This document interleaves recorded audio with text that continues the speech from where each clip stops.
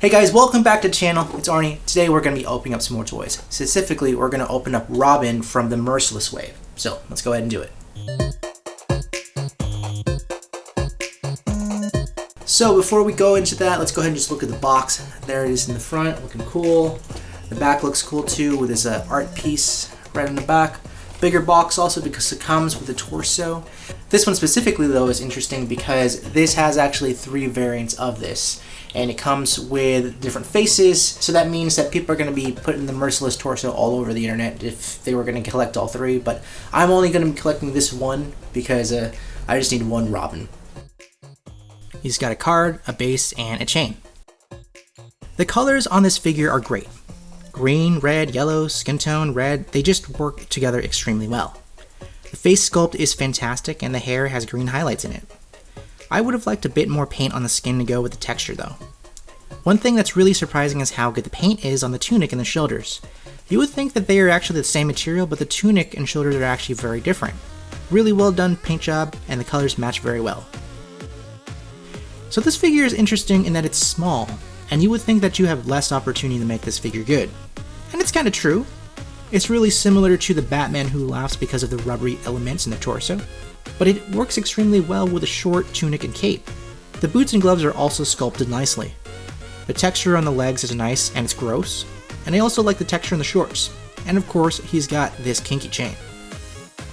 Now for this figure, there are no double jointed elbows or knees. The head rotation is really good in this figure though, and because of the choice of the rubber tunic, the interior torso articulation is similar to the Batman Who Laughs, but better. There is no belly beneath the tunic, and it hides the pivot. It's so much easier in terms of ab crunch than the other McFarlanes. You can really get a good ab crunch motion flexibility in this figure. Now this is where I have trouble with the figure. I don't think he scales well with a 7-inch line. I think he's just too big. Robin is one of those characters who has literal growing pains, and it's hard to size him up because of his age. Here he is next to Batman from the same metal wave and the Joker. I think he's too big with any of these characters. Here he is next to the 6-inch line, the ever amazingly sculpted Lobo and Superman. Here he is next to the smaller DC Icons line, Batman and Robin.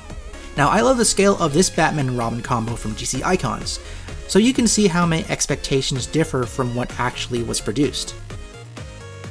At first I didn't really like this figure. I don't like the scale and the fact that he's full price, that's very annoying. But after playing with the articulation, he's pretty fun.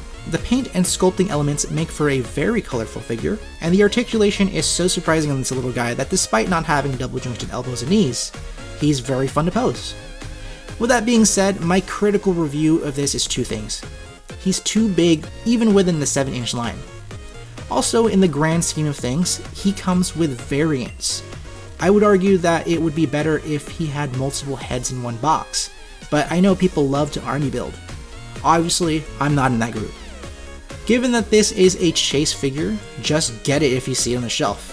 How often do you get to see evil Robin? Plus he's got his chain leash and that makes for a good accessory to the Batman Who Laughs. So there you go guys, hope you enjoyed the video. I know that you can easily find reviews on other channels, so I always appreciate you guys visiting my small one.